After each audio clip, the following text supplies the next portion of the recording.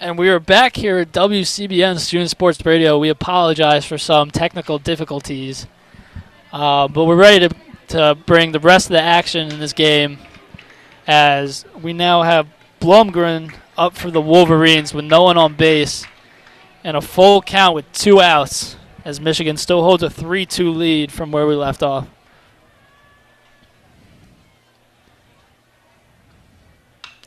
And a 3-2 pitch is driven into foul territory. So we have a lefty on lefty matchup. As we said previously, Jeff Fashing did come in for Stevenson out of the bullpen.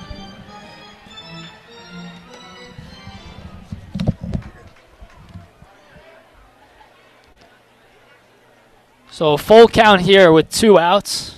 Minnesota looking to get out of this inning. There's another foul ball pulled on the ground by Jimmy Kerr.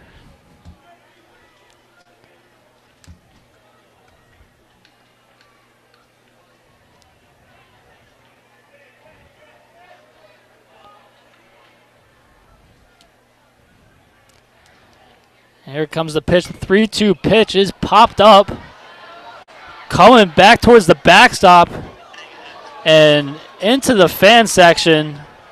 And no one was able to come up with the ball there, but we'll try this again. It's 3 straight foul balls. Another full count here. Or remains a full count for Michigan. Jimmy Kerr at the plate.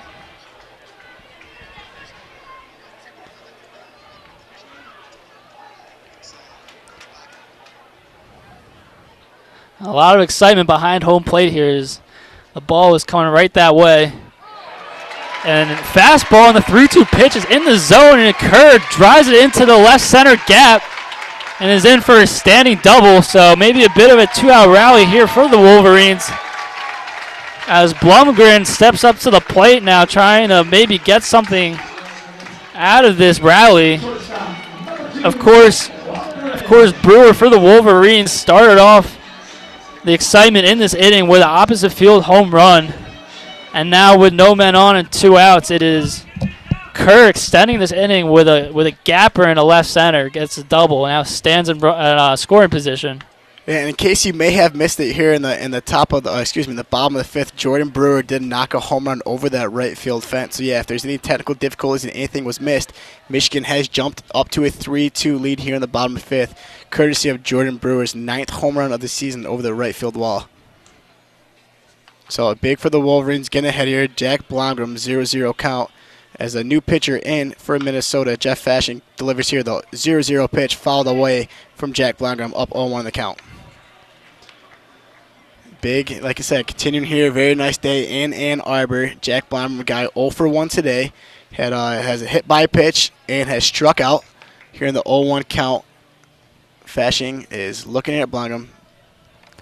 Blomgren, a guy who is hitting .450 with runners in scoring positions. Fashing comes set.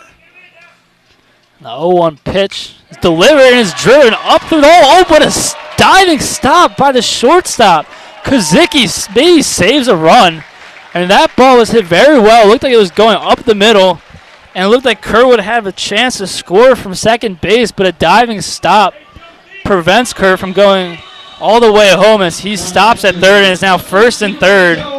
Very, very good play by Kozicki right there. Yeah, again, runner on second base. If that ball gets through, Michigan adds on another run, takes the lead 2-4.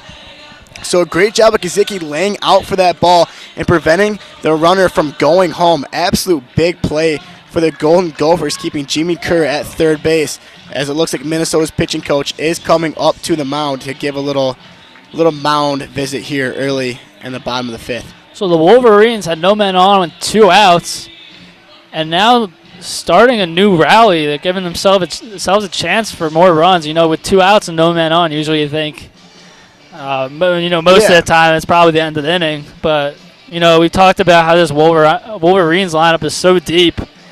Yeah, and even with 2 outs, this is what they're capable of doing. They're capable of putting pressure on the opposing team, getting more runs, insurance runs.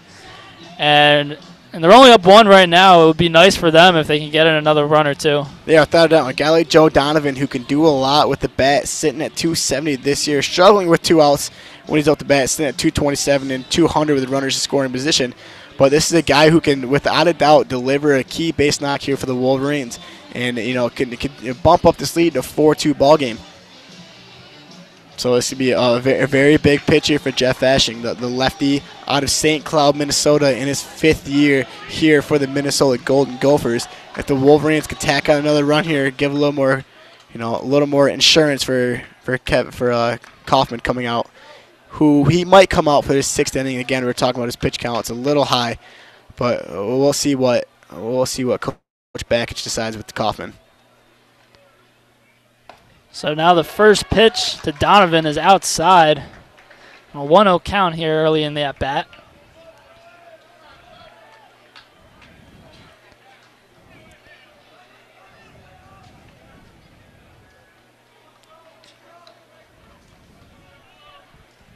The 1-0 actually throws back to first base, trying to hold or make sure that Blumgren isn't running, trying to get 2 runners in the scoring position.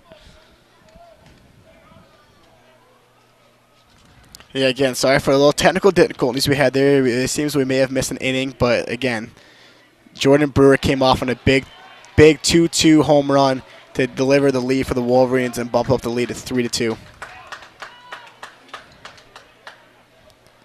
So now a 1-1 count for Joe Donovan. As Fashing gets ready to deliver the pitch, and here it is. Fastball, says is a little outside, so he's not going to give it to Fashing.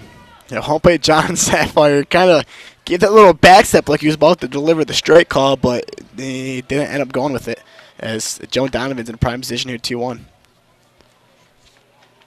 The 2-1 pitch is fouled away into the stands. It's actually on top of the awning covering the people there, so it'll be a 2-2 count now. Donovan working this count. Yeah, good pitch by Fashing, working the outer third, getting Donovan to kind of go on his front foot. And it's going to be key here for Donovan. 2 strikes, kind of shorten up the grip on the bat, widen the zone a little bit. Don't be too selective here. You got to stay alive here, 2 strikes. And his Fashing once again throwing back to first base, making Blumgren know that he's not gonna be running to first without Fashing having an eye on him. Yeah, exactly. He's definitely keeping him honest over there at first base. And a swinging strike 3 is bobbled by the catcher, but he throws out Donovan at first base anyway, so Michigan leaves 2 runners stranded. Nonetheless, it is a Brewer home run opposite field that gives Michigan a 3-2 lead here at the end of the 5th inning. Yeah, very, very good job there for Bashing to really change up eye levels and deliver a very, very good breaking ball that broke through the bottom of the zone, getting Donovan on his front foot and getting the 3rd out of the inning and straining another runner in scoring position for the Wolverines. So Minnesota will look to respond here, down 1. Yep, we're getting here in the top of the 6th, so we're definitely getting to the end of the ball game here, the last couple innings. And it's going to be critical to see what the Wolverines do in their bullpen. I'm curious to see if we were talking about Willie Weiss in there. It looks like he's still warming up. See if the Wolverines can, hold this lead here late in the 6th inning. Big game here for the Wolverines as Minnesota took the first game last night 6-3. And Michigan looking to bounce back in game 2 of this 3-game set. And it does look like we have a... Nope, never mind. It looks like Kyle Kaufman is still returning out here for his 6th inning. He's still sitting at a lot of pitches, doing 89 pitches, so I would bet for this to be his last inning of the game. So it's going to be very critical for the Wolverines to hold on to this lead. Yeah, so Kaufman, we did mention, back at 89 pitches now, so we'll see how long Michigan decides to keep in there as he gets closer to 100. Yeah, exactly like you just said, Eric. He's 89 pitches into the game right now. For a starter, he's probably not going to pitch again until next weekend. So he can't afford maybe a little bit to go over 100, but I would not expect him to come out in the 7th inning. And if he struggles at all this inning, maybe even a base runner, Coach Bakich might consider bringing somebody in from the pen. Now stepping to the box is McDevitt, who will take ball 1 inside from Kaufman.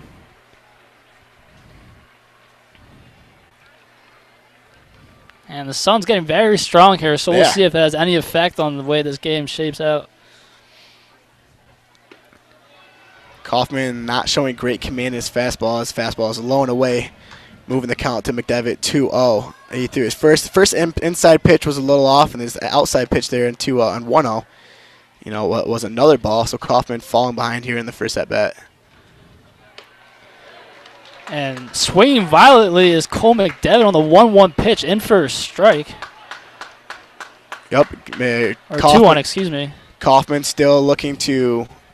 Looks like a home run ball has came onto the baseball here from the softball field. Looks like the Wolverines were the one to deliver that home run as Lewis delivers the ball back onto the softball field.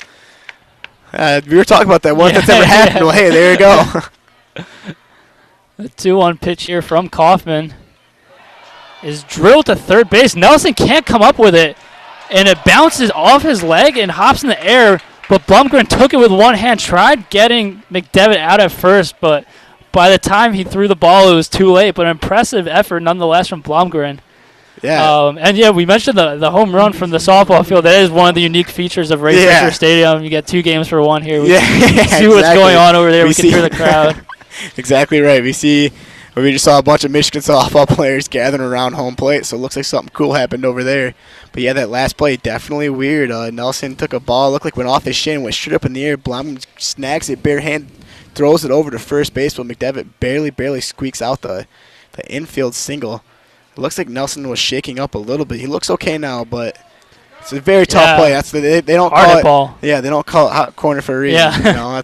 You know, those balls come in particularly hard over there at third base, and Nelson couldn't corral that one. Especially on the turf, too. Like, yeah, exactly. We haven't talked about that yet, but, you know, in turf fields, there tends to be a lot of absolutely. Like weird bounces. And it comes on you definitely quicker. Yeah. It's less of a natural hop. It's a skip at that point. It just skips right off that turf. And Nelson had a tough time fielding that ball. So Jack Wassel took the first pitch outside for a ball, and he is 2 for 2 so far today with 2 singles and 2 RBIs. So he's driven in the lone 2 runs for Minnesota so far. As the count is 1-0 with a man on first, no outs. And he shows bunt, he pops it up back to the backstop. Yeah, it's definitely a Minnesota baseball team that likes to play a lot of small ball. Last night they dropped off 4 bunts. We saw Mazinga drop off 2, and a couple other players lay down some sacrifice bunts today. Wassel's doing the exact same thing. They're looking to get a couple sack flies, and that just might be our sack bunts, and that might just be the game John Anderson likes to play. In his 38th year, he's a traditional guy. You know, he likes to play some small ball, and Wassel drops on a bunt there, but unfortunately, it doesn't land for a fair ball. So the count is even at 1-1, no outs. The pitch from Kaufman, he's showing bunt again, pulls it back though because the pitch is inside and low, but a good job by Donovan again, blocking the ball. So the count falls to 2-1. A very good job by Wassel here, sitting. You know, in a 1-1 count, he squares away to bunt, and nothing particularly happens. So a great job for him to pull it back on an inside pitch, working the count to 2-1, where Kaufman now is going to have to deliver a strike. It might be easier for Wassel to deliver down that sack bunt. So it seems like Minnesota, they just want to advance the runner at first, at least. They've shown by showing bunt like that. Yeah. So the count is 2-1. The pitch from Kaufman. And much to the discontent of the Wolverine fans here, the ump says it's a bit outside. It looked like it was pretty close to the zone, but the count is now 3-1. Yeah, it looked like a very, very good pitch from Kaufman, delivering the low outside corner, but home plate umpire John Sapphire did not reward him. Definitely a close pitch. So now a great opportunity for Minnesota to respond to that last inning. It's Kaufman working from the stretch. The pitch is driven into left field, opposite field hit by Wassel. Good piece of hitting there. Great at bat. Yeah. And a good job by Lewis to field the ball. And is now first and second with no outs. And Himaleski will come up to bat. Yeah, exactly that. Wassel took an outside pitch. He he flicked the ball the other way for a key base hit here, and Kaufman's in a little bit of trouble. Sitting around 98 pitches, so it might be time for Coach Bakic to come out here and maybe take Kaufman on the mound. He's in a lefty-righty matchup here against Hemeliski, excuse me. It's a very tough situation here for Kaufman. He still has not surrendered out first and second, so it's going to be very tough for Kaufman, and I expect Coach Anderson again to lay down a sack bunt here for their 9-hitter. Or their 8-hitter, excuse me. So Hemeliski's showing bunt. The ball gets away from Donovan, so it'll be McDevitt going to third and Wassel to second. So now you have runners in second and third with no outs. And, of course, now that hurts Michigan because you don't have the force out at any first, second, or third. Yeah, exactly. I mean, that was the sack bunt that they're looking for. It just came on the expense of a pass ball. So, I mean, a very unfortunate play there, and that's tough for any catcher to do that. When a bunt is squared away and they pull it back, it can be very hard for a catcher to eye it down, and Donovan let that ball go, and it's a big, big play for the Minnesota Golden Gophers. They got the runners in scoring position here in second and third with no outs. So now it's a 1-0 count, and you'd think Hemeliski will have the green light to swing away. Yeah, absolutely. He is 1 for 2 on the day. It's a pitch from Kaufman. Good pitch. Gets Hemeliski swinging. He's now 1-1 in the count. Of course, Kaufman approaching 100 pitches. He is at 98 right now. Looks like there are 2 pitchers warming up for Michigan in the bullpen out in left field. Yeah, it's going to be very tough for Kaufman here on a 1-1 count to deliver a pitch that Hemeliski's not going to look for. And the ball was hit well to right field, but it is well fielded by Brewer, who had that diving catch earlier. Oh, it looked like it was almost a shoestring catch, and he fired it to second base. He thought he might have had Wassel it seemed like he hadn't gone back to second base, but Wassel did get back, so it is just 1 out. Yeah, the Wolverines are very lucky there. Jordan Brewer dove for the ball in right field, made a good catch. Then he came up and, absolutely fired that dart to second base that was off center and low into the dirt. But Jack Blomgren made a great play to essentially dive himself to stop the ball. If that ball gets by him, that goes beyond third base, and the runner scores for Minnesota. So very risky play by Jordan Brewer out there. Not exactly the ideal play. You don't want to take that risk. And a very heads-up and very good play by Jack Blomgren to keep that ball in front of him. So now Riley Smith steps up into the box. The first pitch, he's swinging away. And it's hit into shallow right center field, but they're going to tag anyway. Or no, he's just faking. McDevitt had him thinking that he was going home, so it was Jesse Franklin who fielded the fly ball and threw home, but McDevitt just stayed at third, which was definitely the smart decision because I was surprised to see him go out first. It was a pretty shallow fly ball. A shallow ball to center field to Franklin, and Franklin got behind it. He had a good shot down to home plate. And, a very, very good poise play with McDevitt not to advance the home place. And, Kaufman did a very good job of getting 2 outs here with runners in scoring position to put himself in a scenario where he can get out of it. So now some light for Michigan to get out of this jam. What was once a 0 outs second and third situation. Now 2 outs, but still runners on second and third. Is Mazinga up to bat at the top of the order as he swings on the first pitch, just dribbles it foul down the first base line. There definitely got one Wolverine fan clearly into this game telling Carl Kaufman to get out of this big inning. And, he's exactly right. This would be huge for the Wolverines. Carl Kaufman can strand these runners on second and third here.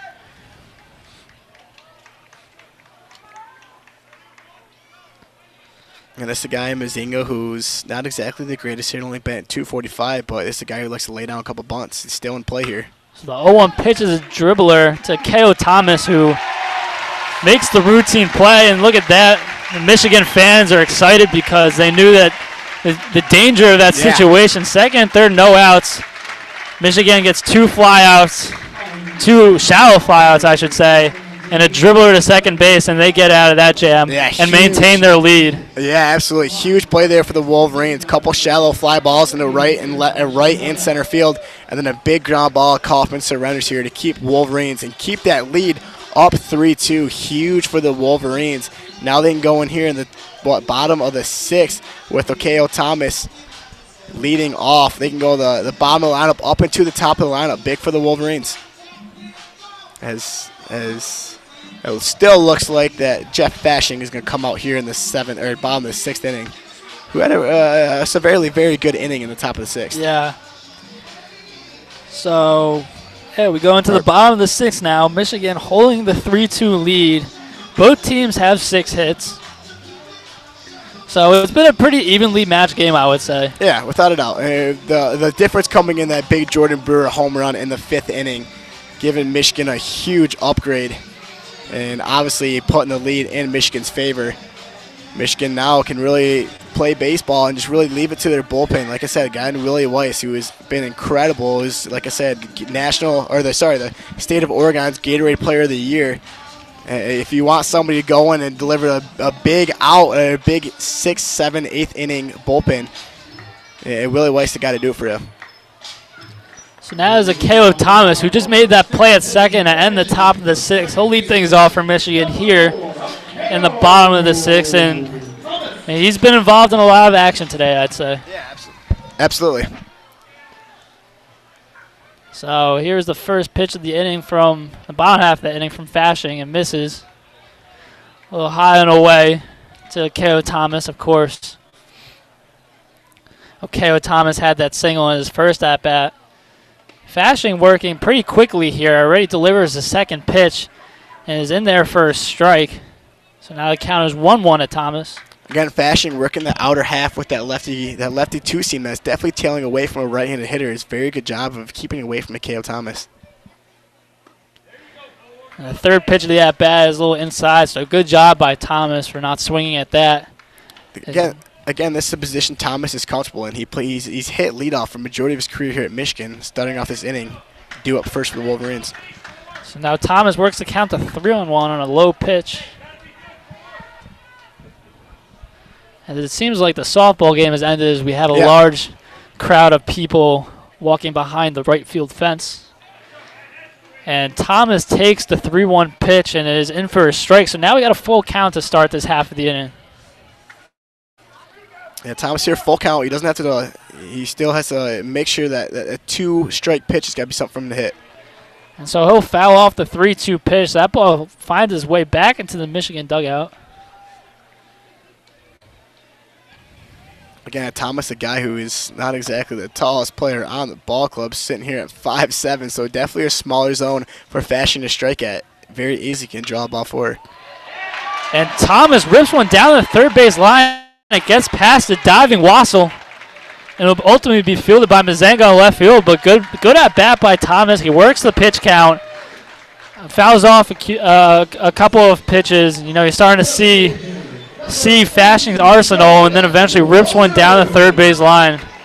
And that's definitely a guy you'd like to have, especially as a leadoff hitter. We know about his speed. For sure. I mean, he's definitely a guy who can take that second base. I mean, he's only got 2 stolen bases, but he's only attempted 3 this year. So this is a guy without a doubt that can do it. So it looks like head coach John Anderson, again, with a slow little trot out to the pitcher's mound, might make a move to his bullpen. Hasn't given a signal yet, but I would not doubt if he switched it up here as Jordan Wogu, a guy who can do a lot of damage, is up at the plate. But yeah, talking about that softball game, they just did have a final score here. The Michigan Wolverines beat the Indiana Hoosiers 3-2, so the Indiana scored 2 runs in the 7th inning to make that game a little close, but the Wolverines still pull out with a W. And here, staking in the state of Michigan, Detroit Tigers won their ball game 7-4 over the 2 for 2, exactly right. Won their game 7-4 over the Kansas City Royals. Another big win for the Detroit Tigers, moving up to their record 6-3, baby. Kings of the North, or Kings of the Central right now. So we have a mound visit still going on here for Minnesota. Wogu will be waiting to bat is actually only one of 3 Michigan hitters to not get a hit so far today. So that just shows you the balanced effort from the Wolverines so far in this game. Absolutely.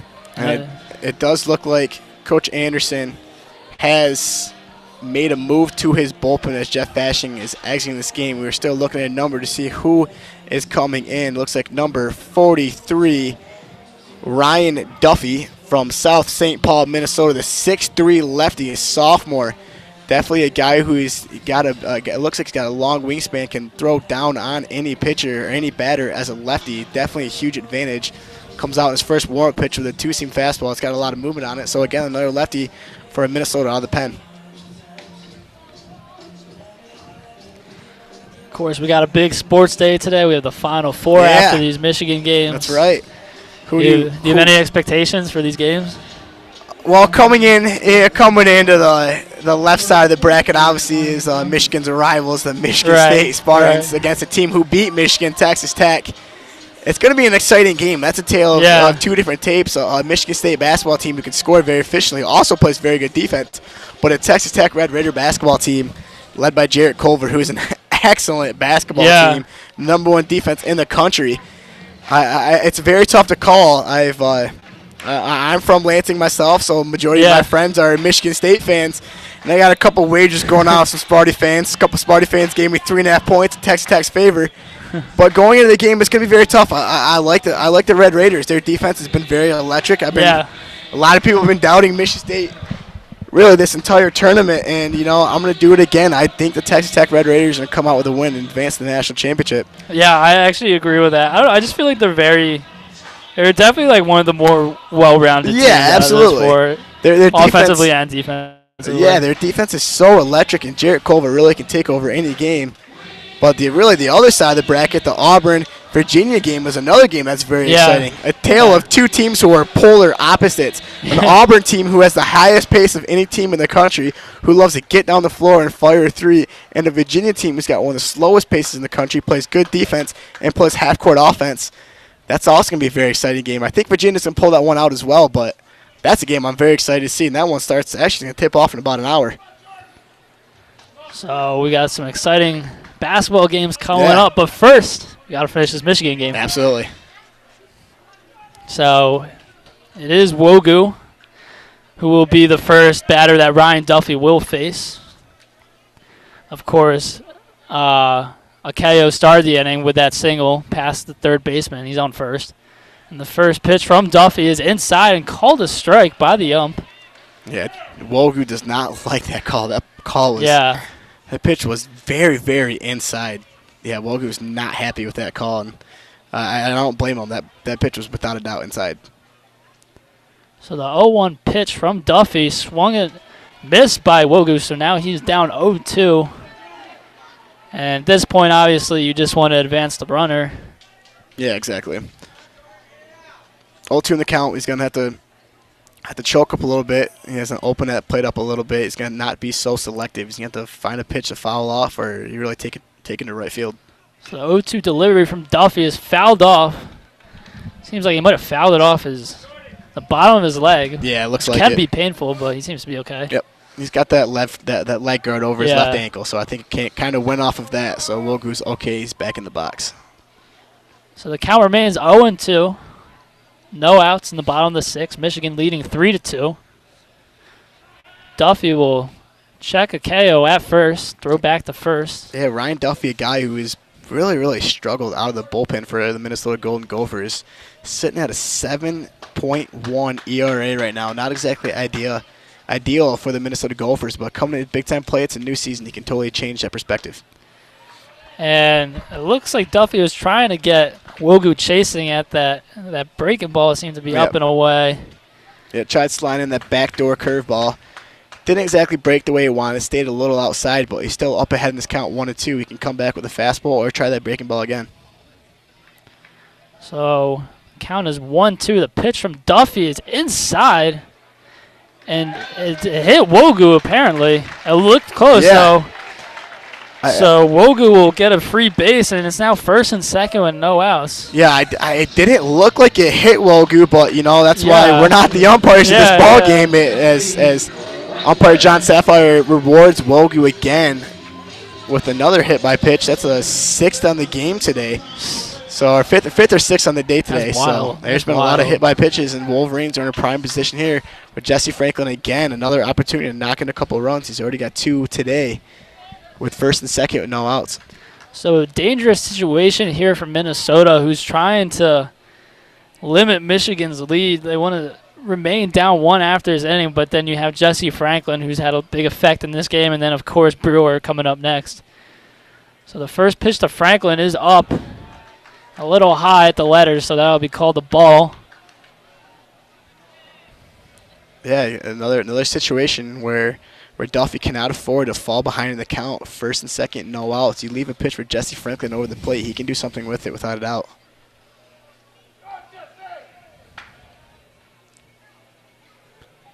A 1-0 pitch to Franklin. Chin music there, up and high by the face. But it is Franklin who gets out of the way. And is now 2-0 in this count. So it is Ryan Duffy who's having some control issues so far in this inning. Yeah, Duffy, unfortunately, like I said, is a guy who's really had trouble commanding his fastball this series and had a 7.7 ERA. So another situation for him to add on a couple of totals to that ERA. And so the 2-0 pitch was fouled away to the left side by Franklin. So it's now 2-1. It looked like that ball was cutting. It was cutting back towards inside. It looked like it was starting off the middle of the zone and cut in. So that's definitely a hard pitch that you can jam a lot of hitters with. Yeah, very, very tough though, because a lefty two-seam guy really can give troubles to lefty hitters. That's why you see a lot of lefty-righty splits. Far worse for a lefty against lefty hitters, lefty pitchers. Excuse me. He seems to go with the same pitch and swinging at it again is Franklin. He once again fouls it over to the left-hand side. Couldn't get much of that. So once again, that's two-seamers in the same location, 2 pitches in a row. So Duffy works his count back to 2-2. And he's looking to get his first out in this game. And now choking up on the bat is Franklin with runners at first and second with no outs. Duffy pitches inside again, and it's Franklin who's swinging at another inside pitch. So a big strikeout for Duffy. And that's a tough location for Franklin to hit that ball. Absolutely. I mean, that ball dips in a little high and in, but Duffy staying consistent with that fastball in gets Franklin swinging for a big out. First and second, no outs. And, you know, to be quite honest with you, with a 1-run lead, with your 2-hitter up, I know Franklin's not a guy that's very, very prone to laying down a bunt. But in that situation, he definitely could have laid one down to, you know, get runners in scoring position with a guy. Jordan Brewer who's been excellent today. Of course, Brewer stepping up into the plate after his last at-bat where he hit an opposite field home run. Yeah. Really got this crowd going, gave Michigan another lead. Again, I think that was one of those plays that was in between our broadcasts. Again, Jordan Brewer took an outside pitch, absolute drilled it over the right field wall to give Michigan a 3-2 lead in the fifth inning, excuse me. So Brewer on the first pitch fouls it back towards the backstop and is now 0-1.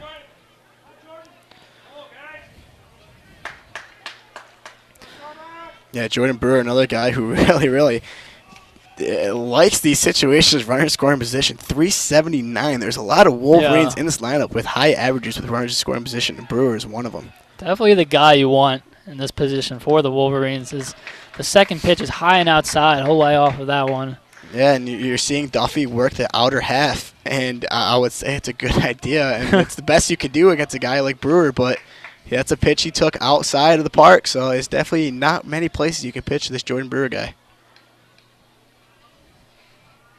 1-1 pitch to Brewer is inside, and it looks like Brewer kind of buckled his knees there to get out the way. Yep. Now it's 2-1. Yep, definitely changing looks for Brewer. Inside, outside. He hasn't gone off speed on him yet, but down 2-1 in the count, I don't think he's going to be able to afford to do so. He hasn't had great command of his off speed, so he's going to deliver another fastball here to Brewer. The 2-1 pitch is hit strongly to shortstop, and it is the shortstop Kozicki who threw it to Wassel, who got the force out. It looked like Wassel was a little confused there. He was going for the tag. I don't know if he realized that he had the force out, but then he stepped on the base, so it didn't matter. The Kozicki got a ground ball hand side in the shortstop third base gap and made a really smart play. His momentum was carrying over to third base, so he got the ball, corralled it, and darted it over to Wassel. And Wassel, it looked like he missed his footing a little bit, but eventually touched the bag and got a big out for the Golden Gophers. So now the situation is 2 outs with runners on first and second. And it is Miles Lewis in the box. Yeah, Lewis again in another scenario to get an RBI. Today is 0 for 2. Another one of those victims of getting hit by a pitch. And he takes the first pitch for a strike in the zone.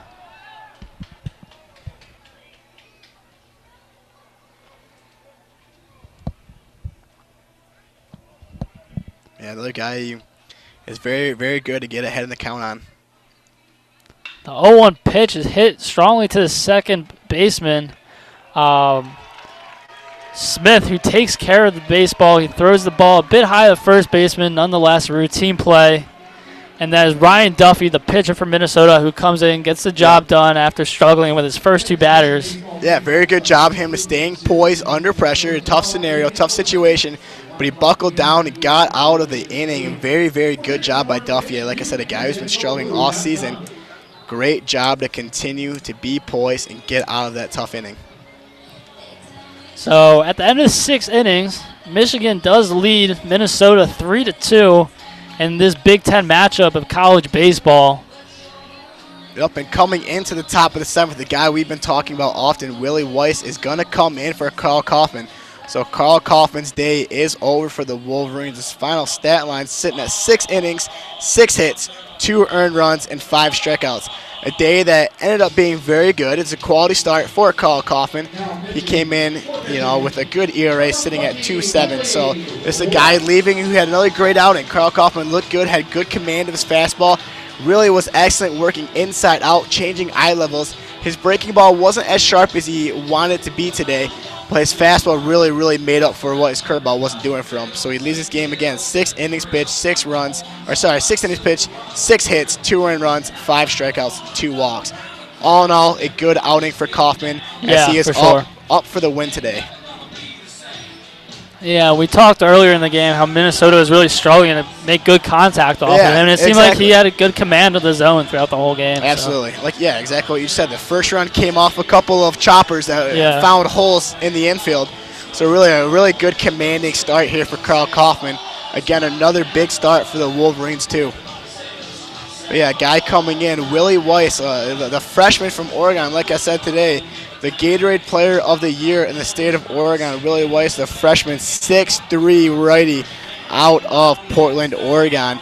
A guy who's got a lot of velocity on that fastball. Has been pitching very, very well for the Wolverines, sitting at 3.5 ERA, which is very solid, but we have to look at his whip, been very successful at 1.33. So Willie Weiss, a guy you like to go to in the bullpen, up 3-2 here in the 7th inning. So leading off for Minnesota this inning will be catcher Eli Wilson, who is currently 0 for 3 on the day. He did fly out to center field at his last at-bat. Yep, going to be definitely a tough scenario for Weiss to get out of, facing a 2-3-4 heart of this Minnesota lineup. And the first pitch from Weiss is a little inside, so that'll be Wilson taking that for a ball. Again, first pitch is a little off there for Weiss. Threw an inside pitch. Definitely had a lot of velocity. Definitely got some pop on that catcher's mitt with Joe Donovan. Looking to get a look command of that fastball here in the 7th inning. As Weiss steps off the mound, taking some time to regroup. Getting ready for the second pitch. The count is 1-0 to the catcher Eli Wilson. The delivery from Weiss.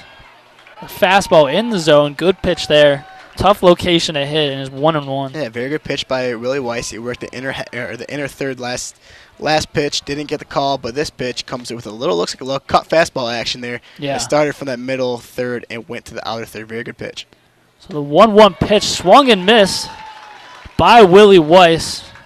And you do mention the velocity. You can definitely notice it here. He's definitely reaching back. He's got a very, very aggressive windup, and he comes down very hard. And he's definitely a short, compact, short, compact windup that really, really comes in firing. So the 1-2 pitch from Weiss is fouled back by Eli Wilson, who can manage to stay alive. Yeah, Wilson's starting to get on his fastball. It might be time for Joe Donovan or whoever calls pitches here for the Wolverines to maybe get a little off speed and get Wilson out on his front foot. As the Wolverines come out in their normal home uniforms, the pinstripes. Really classy look. The windup from Weiss. And barely staying alive. Eli Wilson just got a piece of that pitch. Yeah, very good pitch by Wilson. He worked the outer half. Last pitch, this pitch comes with a low inside changeup. Definitely had Wilson out on his front foot. And we see the defensive position of the Wolverines definitely shifting a little left. Blomgren playing a little couple steps over his hand side in the shortstop spot. And then Thomas, again, a couple steps hand side over second base. So the count remains 1-2 in the pitch from Weiss. And that is driven. And backing up is the left fielder, Lewis. And you can kiss that one goodbye. That is a bomb by Wilson, who ties this game now in the 7th inning. Is now 3-3. And what an at-bat that one was. He was down in the count 1-2, hung in there and drove that ball to left center field. And a great piece of hitting there by Wilson. Very, very nice approach to that at-bat he had. He fell behind the count, fouled off a couple pitches, got an inside pitch, flipped his hands in, rotated his hips, and absolutely drove a ball out to the left center over that brick wall. Big tying home run here for the Minnesota Golden Gophers. So Willie Weiss gives up a home run in his first at-bat. And his first pitch to Max Meyer, we talked about how dangerous he is. He fouls off the first one, so a strike on the first pitch. But, now Minnesota's back in the game, 3-3. Yeah, definitely. A lot that can happen. Definitely not the scenario you want for Willie Weiss coming out of the bullpen his first at-bat, giving up a tying home run, moving his ERA to 4.0. The second pitch is inside by the shoes of Max Meyer, so he'll take that for a ball as the count is now even at 1-1. Yep, we're walking in this ball game 0-0, pretty much. Tie ball game here in the top of the 7th. Brand new ball game, 3-inning ball game here at 3-3. The 1-1 pitch is low. It's taken by Meyer as a ball for 2-1. Again, talk about Max Meyer, a guy we've said a lot is both the ace and the 3-hitter for this ball club. Basically considered the best pitcher and the best hitter of this team. Has had a very good plate appearance here so far for the Gophers.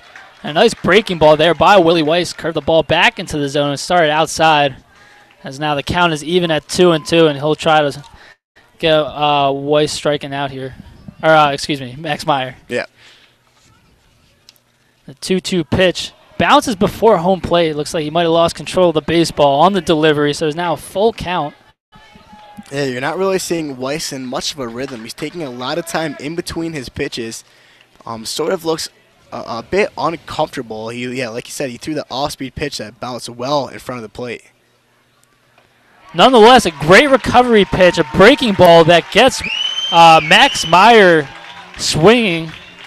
Yeah. And a great strikeout there by Willie Weiss to follow up that home run. Yeah, kind of talking about his struggles. He delivers a beautiful 3-2 full count breaking ball. It looked like it was a sort of a backdoor slider or backdoor curveball that really had Meyer out on his front foot and got a huge strikeout. So hopefully they can get Weiss sort of into a little bit of a rhythm here.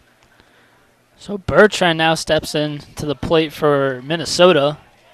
So we have one out here in the top of the 7th. Yeah, it's been a very, very back-and-forth ball game. Minnesota had the lead for a little bit. The Wolverines tied it, and then they took the lead of their own. Now Minnesota tying it back up here in the top of the 7th. And the 1-0 pitch is in there for, or excuse me, the 1-0 pitch was a little bit low, so I'll call that a ball. Yeah, again, Willie Weiss falling behind in the count. Can't afford to do that. He's got to deliver first pitch strikes. He can't afford to fall behind these Minnesota hitters who can do damage. Bertrand's definitely one of those guys. The 1-1 pitch is popped up into foul territory. It is Donovan and Kerr, the first baseman who was tracking it. It is Kerr who called off Donovan and caught the ball in foul territory by the Minnesota dugout. So a nice, easy out there for Michigan. It is now 2 outs here in the top of the 7th. Yeah, very, very good job there by Jimmy Kerr to call off Joe Donovan, who, as a guy who caught my entire life, that's such a hard play. A pop-up either to the left side or the right side of the plate. That ball is always spinning back towards home plate, so it's very difficult for a catcher. So Jimmy Kerr to call off and get that out is a big play for the Wolverines, and really a smart play by Jimmy Kerr. So Kozicki fouls off the first pitch of his at-bat. The count moves to 0-1. Of course, Kozicki struck out last time, but he did have a single earlier in this game. You're seeing from both teams a lot of guys who are doing a lot of damage. Not one guy particularly who's been dominant, but a lot of individual hits from different individual players. Yeah, Kozicki did have that play at shortstop earlier where it was, I believe, first and second. First and second, yeah. Yeah, and there was a ball that was ripped up through the gap. It looked like it could have scored a man from second. He dove and stopped the ball from entering the outfield and saved the run. Yeah, absolutely. So he fouls off another pitch. The count goes to 1-2. Yeah, Kozicki, a guy who's also hitting the ball very well this year. I mean, gosh, you look at his stats. He's slugging .570, which is excellent. On base percentage 352, and then an average 301. This is a guy who can do damage, and you were talking about his glove. Really, probably the key play of the game so far, keeping the ball in front of him, laying out, saving a run for the Golden Gophers. Really, the difference between Michigan leading this game and it being tied. And a pitch that goes up near his head as he has to back away. Willie Weiss kind of lost control of that pitch as the count now moves to 2-2.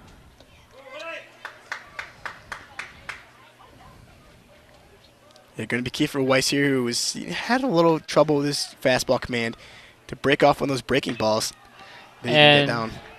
On the 2-2 pitch, it seems like he jammed Weiss, who can only hit the ball to about second base where it is fielded by K.O. Thomas. Yeah, exactly that. Hit a 2-2 pitch. He delivered another curveball in a tough situation and got a flyout from Kozicki to Thomas. A big play for the Wolverines. And a good job, a very good composure of Weiss coming in after giving up that home run to get the next 3 outs.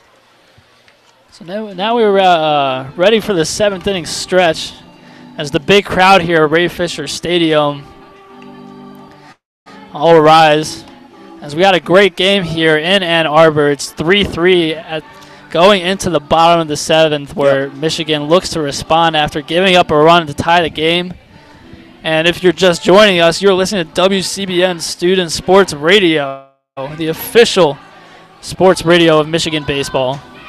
Yeah, you can't ask for much better of a baseball game here at Ray Fisher Stadium. Really great pitching, but also very, very good at bats. 7 hits, but we've seen 7 hits from both teams, but we've seen both pitchers out of the bullpen and starters, Carl Kaufman and Jack Stevenson, showing a great job of getting out of trouble. It's been a very, very good game both from the Gophers and the Wolverines. So there's Ryan Duffy, who will stay on the mound. Of course, in the last inning when he came in, he gave up 2 base runners in the first 2 at-bats, but then got out of the jam once he settled in. And it will be Blake Nelson who will be leading off here for the Wolverines in the bottom of the 7th inning. Yeah, we talked about, Jake Stevenson, the starter from Minnesota, only went 4 1/3, but it's not like he was struggling. I mean, he had pretty good command of his pitches. His curveball was working well. Just one of those days where the Minnesota and Coach Anderson went to his bullpen early. Yeah, and his first pitch is in for a strike, and now working quickly is the second pitch, which is grounded to the shortstop, Kozicki.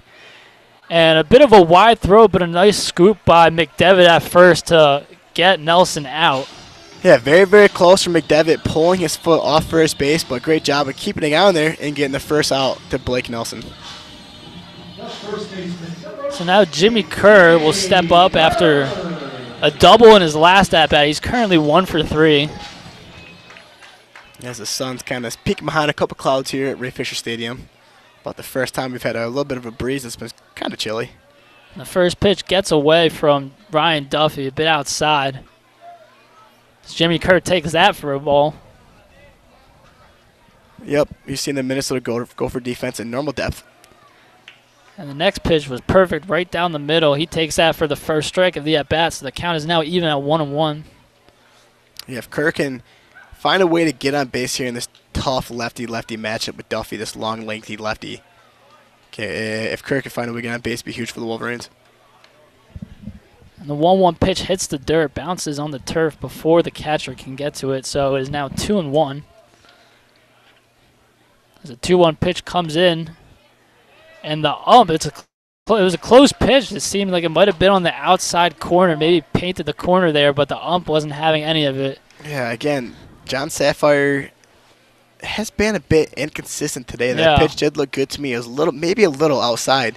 Again, another pitch that was almost on the outside corner, called the ball forward, giving Jimmy Kerr a walk. Umpire John Sapphire, it does seem like he's been sort of a little bit out of rhythm. A couple of those pitches look good from Duffy. So it would be Blumgren who steps up now with a runner at first on that walk for Kerr. So now Michigan has a chance here with 1 out. Yeah, Kerr, guy who's been a very good hitter. Blumgren, excuse me, guy who's been a very good hitter for the Wolverines earlier in the season. I think it's the second home game this season against Manhattan, a Saturday game that ended up being like a 25-2 game. Blumgren went for like 7. He went 7 of 7 on that day. Really boosted his average. Again, been a great hitter and obviously a great defensive shortstop for the Wolverines. So he takes the first pitch for a strike, so it is 0-1. It's Duffy working from the stretch. The 0-1 pitch is inside, and the ump, we've seen him call that a strike before, but this time he elects to call it a ball. Yeah, a little mind game here from Duffy over to Kerr at first base. Kerr's maybe taking a little bit extra step, and Duffy is definitely changing his pace at the rhythm, giving the base runners different looks, taking his time, then he'll slide step, and he'll go again. And it's very, very good poise here from Duffy on the mound. And it is Blumgren swinging and missing at an inside fastball. Couldn't quite connect on that one, so now he finds himself in a 1-2 hole here. Yeah, boy, does Blumgren have an aggressive swing. We saw how he strike out in the third inning. He took a pitch that was outside, and boy, did he go after. Again here on that 1-1 pitch, was swinging out of his shoes. So the 1-2 pitch from Duffy. And Blumgren holds off, thinking it's a little too high, and the ump agrees. So. Yeah. Another very close pitch by Duffy. He is not missing by much from here if I'm Blumgren. I know we got different view in the umpire, obviously, but that is a very, very close pitch to call on a 1-2 count. So the 2-2 pitch from Duffy, and Blumgren hits it right back to Duffy. It hits off his glove, but he gets the ball back and fires to first. So Blumgren will be out at first, but it is Kerr who is safe at second. And if you're Michigan, if you're not going to get a hit, that's at least what you're going to ask for. Yeah, exactly. And as we have, a bit of a confrontation here in right field. It looks like Blumgren was kind of confronting Bertrand. A few words exchanged there as the umps had to run out there to make sure everything was okay. And again, even coming back to first base, Blumgren was sort of talking over to Bertrand. It gives a little look to the Minnesota dugout. Definitely an odd situation, and the Minnesota coach is out to argue, maybe looking to get Blumgren out of this ball game. Something is definitely going on here.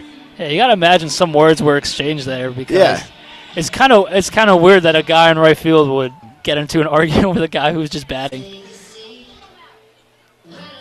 Yeah, and it looks like the training staff from Minnesota is coming to look at Duffy, who that play did come right back up the middle and hit him in his glove hand. So I'm very curious to see if Duffy's going to be okay here, and it looks like the training staff is looking at it. Yeah, like you said, a very weird situation where a guy from right field is going to be talking to Blumgren, and obviously he said something to Blumgren, or maybe we don't even know. Maybe Blumgren may have started that altercation. But it's so weird to see a base runner talking to a guy out in right field. So some seventh inning antics here at Ray Fisher Stadium. Yes. And it seems like as Coach John Anderson's out to talk to that first base umpire to see what happened. I'm curious here to listen to see what is going on.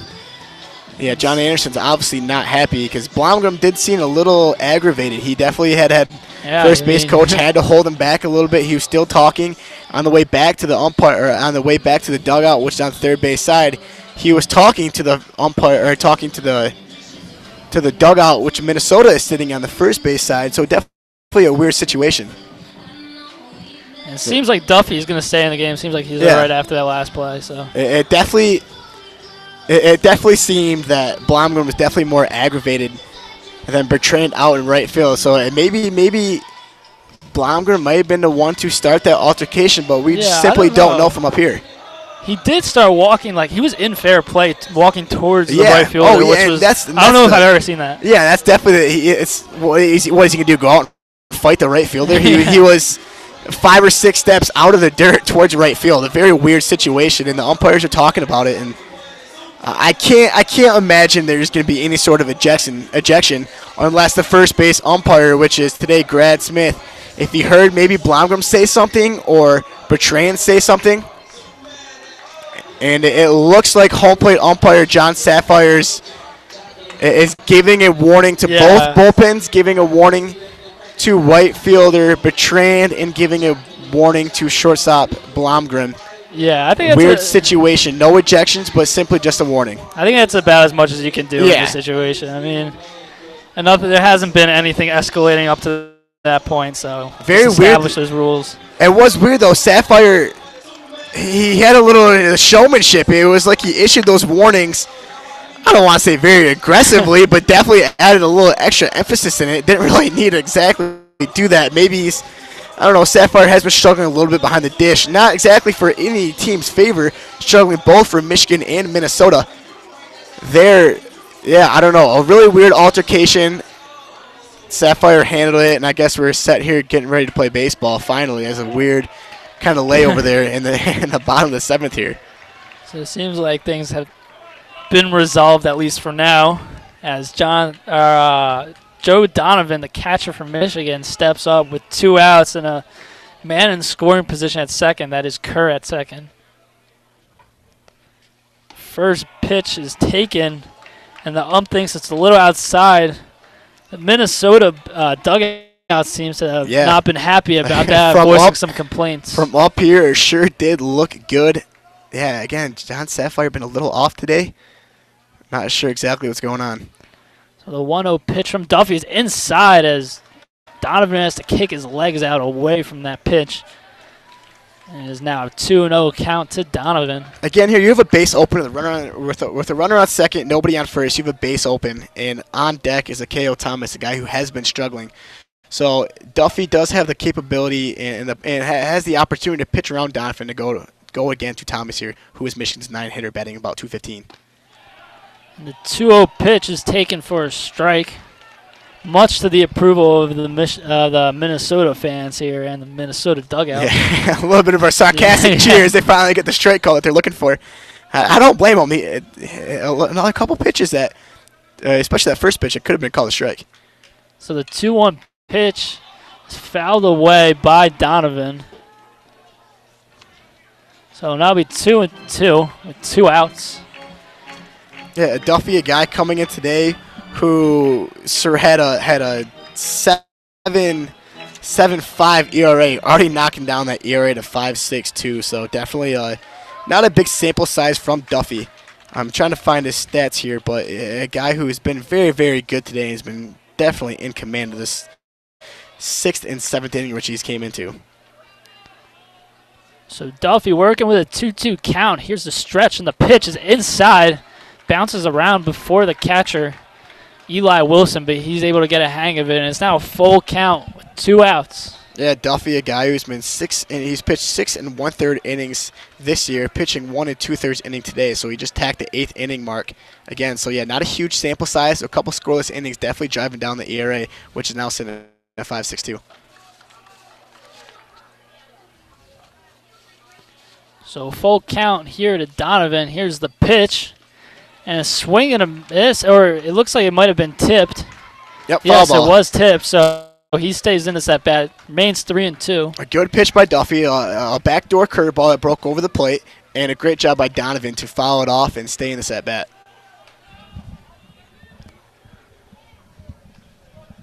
It looks like it might have gone off Eli Wilson's leg a little bit. He's fixing his chin strap, so no injury at all. Just fixing his chin straps, or not chin strap, excuse me. His shin guards, excuse me.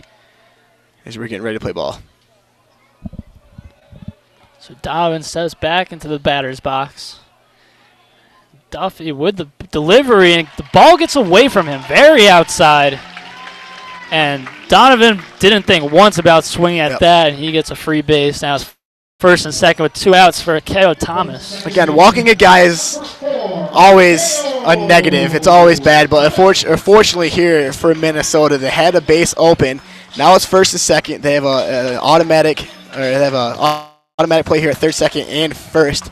And coming up now is Michigan's 9-hitter K.O. Thompson, who's batting .230. So it's not too bad of a walk here. He's kind of pitching around Donovan to get to Thomas. Thomas 2 for 3 on the day. He had that single down the third base line in his last at bat in the 6th inning as he takes a first pitch strike. Yeah, again, walking Donovan there puts a force out now at first, second, and third, and making it easier for this Minnesota infield to sort of make a play at any base. And the Michigan fans here are eager for some runs. Of course, Minnesota tied it in the top half of this inning, so they want to get their lead back. As another inside pitch close to the feet of Thomas, he has to get away, and it's 1-1. Yeah, Duffy is sort of losing command of his fastball without a doubt today, or without a doubt these last couple of batters. And his last pitch to Donovan, like you said, was far outside, and that second pitch to Thomas was far inside, almost hit Thomas, which is something you definitely don't want to do because on deck is number 42, Jordan Wogan, right. A guy you do not want to mess with.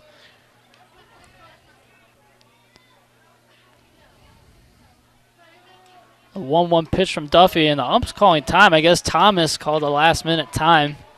Yeah, definitely a late signal for a time there for Thomas. I'm very, very surprised Sapphire gave him that time. Typically, when a guy's already coming set and is almost coming to his delivery, the umpire usually never award that time. So very interesting call there from umpire. So the count remains 1-1. Here's the pitch. And Thomas thought about going. He checked his swing, but it was a strike nonetheless. He had some words of clarification for the ump right there. Yeah, I think Sapphire called a strike, a pitch he has not been calling the last couple of innings. Again, more inconsistency from the home plate umpire. He did not call Thomas for swinging there. Very interesting play. So the 1-2 pitch now to Thomas. And it was a bit outside, but it was definitely in the zone as he fouls it off towards the first base line. Yeah, great job by Thomas there. Definitely an outside pitch. May have been in the zone, borderline, and he took it the other way, fouled it off, staying alive in this at-bat. So now the count remains 1-2. Michigan fans getting antsy here. They know it's at stake. A good opportunity to get some runs. Yeah, and this is the big ball game between two very good Big Ten ball clubs. Minnesota team is at general success, sitting at 6-1 in Big Ten play.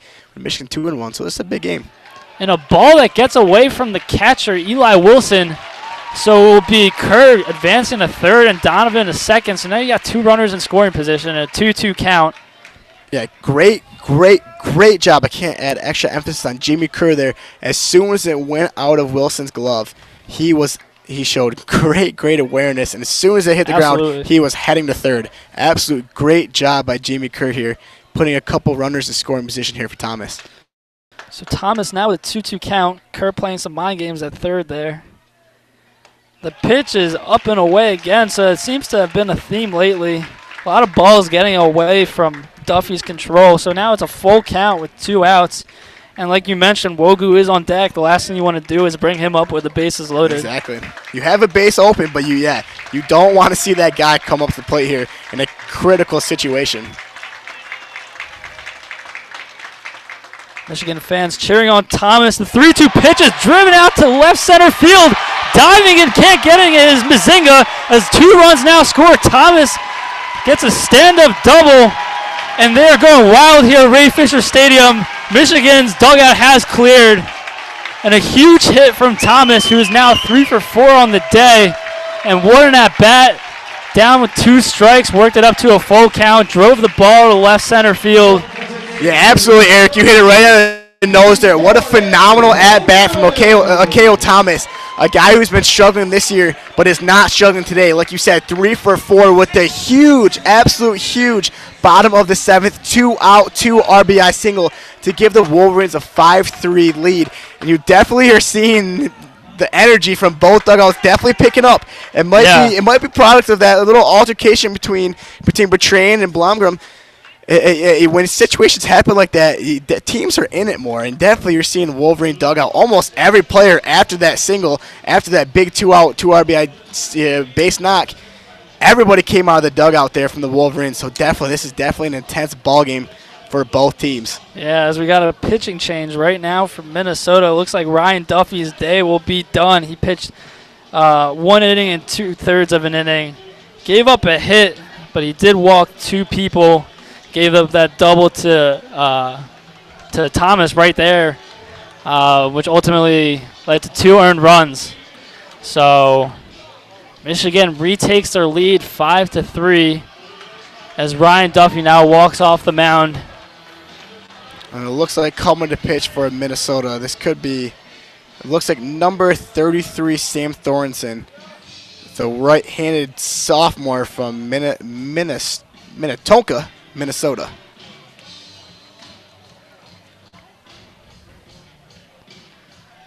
Yeah, big 6'3" righty.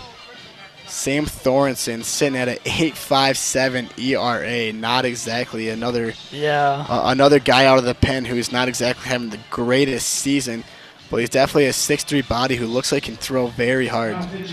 Very high whip though. It's a little over 2, so yeah, very, very high whip. Not so far been a great campaign for Thornton. Yeah, Thornton, the guy he's got a high sample size, throwing 21 innings, giving up 24 hits, 20 earned runs, 20 walks to his 31 strikeouts. So yeah, a guy who's sitting at 2-3 on the season, 8.57 ERA, a guy who is really, really struggling for this Golden Gophers pitching staff, especially this bullpen. So K.O. Thomas coming up with a big hit there. Call him Big Hit Thomas. Yeah, there you go. And like we were talking about earlier, a guy who's been a leadoff hitter, one of the better leadoff hitters in the Big Ten, struggling, started off leadoff, for the Wolverines, moved into that 9th spot, but really, really taking advantage of that spot, but having a great day for the Wolverines, 3 for 4 on the day with 2 RBIs. So now Wogu, another chance here to get more insurance run. You still have Thomas at second. You got to think that a base hit here could still score Thomas. Yeah, absolutely. With his speed, yeah, anything out in the outfield, especially in the gaps, is more than certainly going to score Thomas.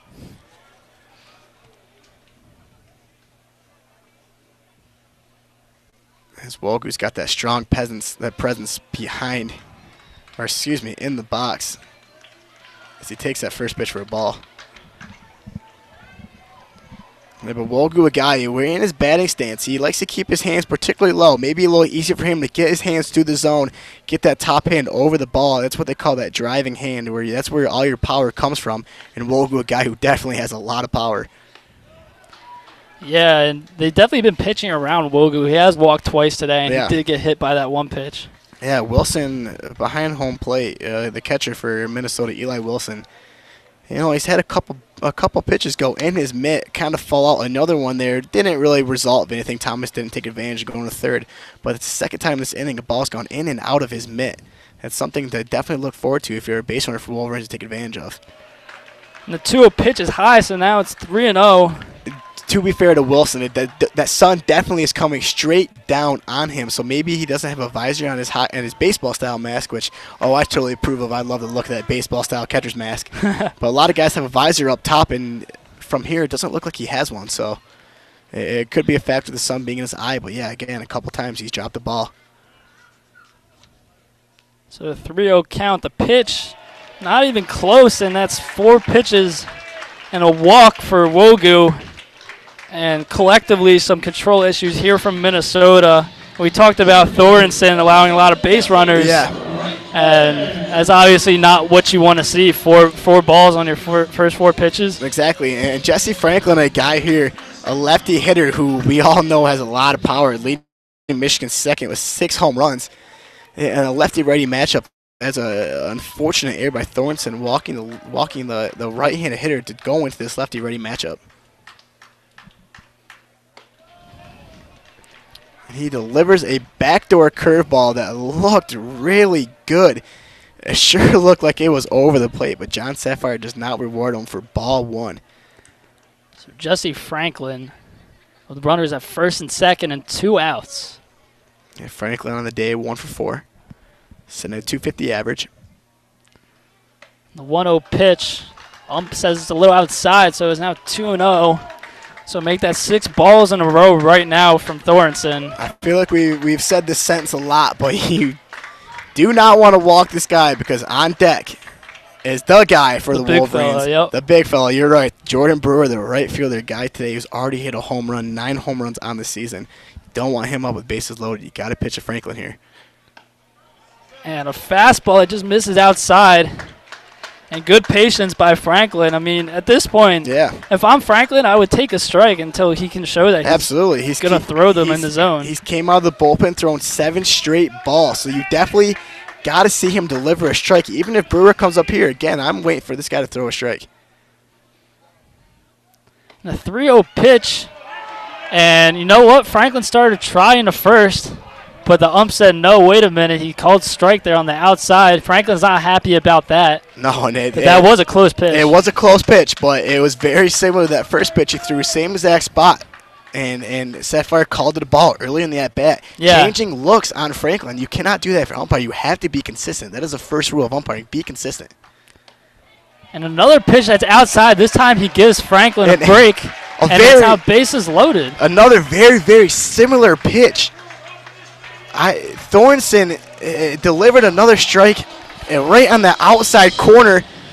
That John Sapphire is just staying very inconsistent with that outside corner, and he's getting some beef from the Minnesota dugout as they like that pitch. Thornton not missing by much, and he brings up the giant with bases loaded. Jordan Brewer up the plate. So Jordan Brewer, as we mentioned, he gave Michigan that 3-2 lead. In that 5th inning with an opposite field home run. First pitch is low and outside. He'll take ball 1.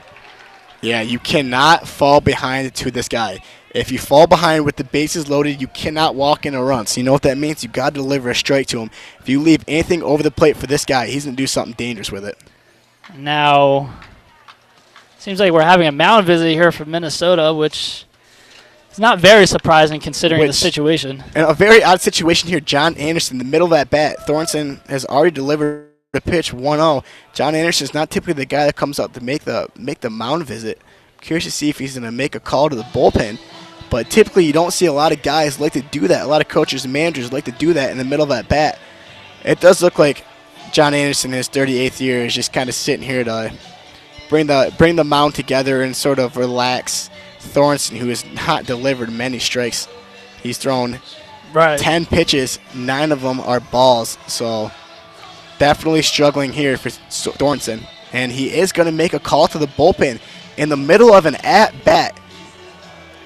Very, very odd. You don't see that a lot from Division I managers. You don't see that a lot, especially in the majors, of managers making a pitching change right in the middle of that bat. It's very hard for a guy coming out of the pen, really working in a deficit already in a 1-0 count. You know, this is a veteran coach, and John Anderson in the 38th season, making not, I wouldn't say a questionable call. It could be his own philosophy, and you know, different strokes for different folks, and Anderson might have his different stroke, but a very weird situation here for the Minnesota Gophers. So with another pitching change, we got another break here in between live action. And it's hard to believe that confrontation with Blumgren and Bertrand was in the same inning. It feels like so long ago. Yeah, exactly. And it's the second pitching change in this inning. And coming in for Minnesota, the right-handed pitcher from St. Paul, San Diego, Nolan Burchill, the 6'1" sophomore.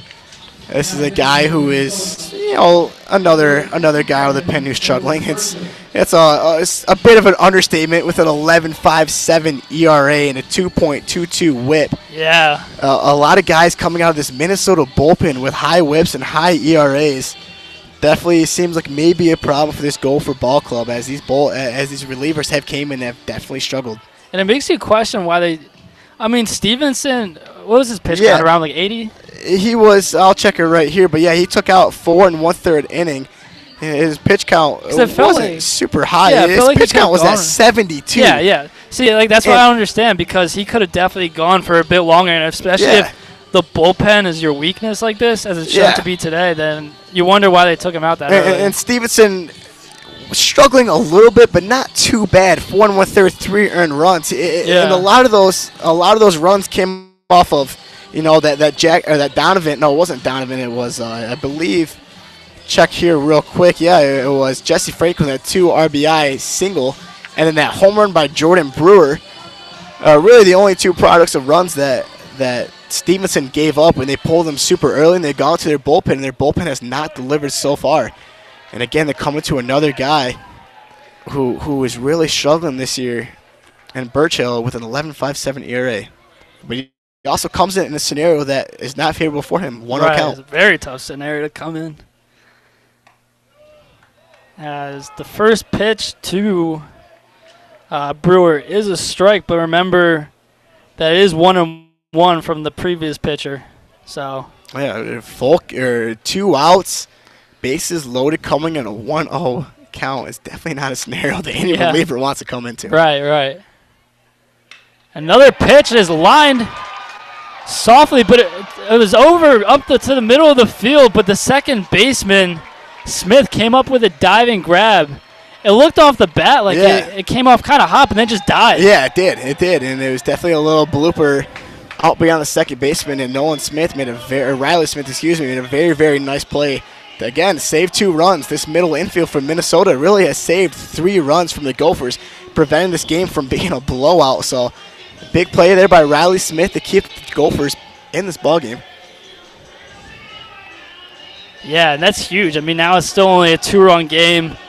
You got to think at least 1 run was scored there, and it's the heart of the lineup. Even after, even the upcoming batters for Michigan could have done more damage. So, I guess it turned out to be a good decision then for Minnesota. Yeah, yep. A very tough scenario, and it definitely Brewer did not square up that ball. As like you said, he blooped it past the second base, and Smith made a great play on it. But coming back out here in the 8th inning, Willie Weiss is going to stay out here. The Gatorade Player of the Year from the state of Oregon, reigning from Portland, Oregon. Same name of the city I'm from, Portland, Michigan. Different state, but nonetheless, Portland, Michigan is far, far smaller than Portland, Oregon. And Willie Weiss, so far in this game, he gave up that leadoff home run. But besides that, really settled in his next 3 at-bats after that home run. So it'll be McDevitt leading things off right now for Minnesota. It's a bit of a back-and-forth game because you had Minnesota taking the first lead of the game, 1-0. Yeah. And Michigan took the 2-1 lead. Minnesota tied it. Michigan took the 3-2 lead. Yeah.